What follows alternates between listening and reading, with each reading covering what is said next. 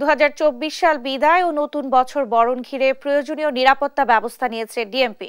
আইন শৃঙ্খলা রক্ষায় পোশাকধারী পুলিশের পাশাপাশি সাদা পোশাকেও নজরদারি করা হবে। দুপুরে ডিএমপি মিডিয়া সেন্টার এক ব্রিফিংয়ে এই তথ্য জানানো হয়।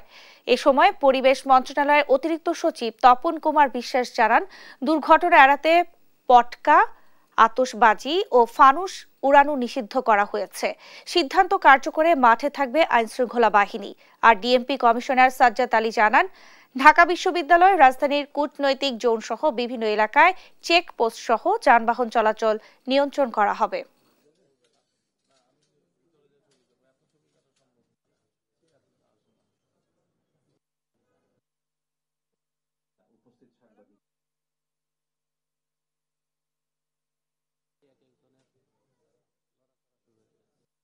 এই শব্দ দূষণ নিয়ন্ত্রণ ও রোধকল্পে আমাদের মাননীয় উপদেষ্টার নেতৃত্বে অনেক কর্মসূচি আমরা গ্রহণ করেছি। আপনারা সেগুলো আমি মনে করি অবহিত। বিমানবন্দরে ওই জোনটিকে শব্দ দূষণ মুক্ত করবার জন্য আমরা গ্রহণ করেছি।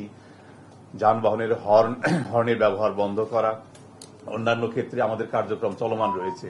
সেই প্রেক্ষাপটে আমাদের উপদেষ্টা মহোদয় আজকের এই ব্রিফিংটিতে আমাদের অংশগ্রহণটিকে অত্যন্ত গুরুত্বপূর্ণ মনে করেছেন এবং তিনি আমাকে এই প্রেস ব্রিফিংয়ে অংশগ্রহণ করবার জন্য নির্দেশনা প্রদান করেছেন। এবং তার একটি আমি মনে করি এখানে খুবই সুচিন্তিত এবং উদ্ভাবনী চিন্তা চেতনামূলক ধারণা যে এই ক্ষেত্রে আমাদের কি কি করণীয় থাকতে পারে।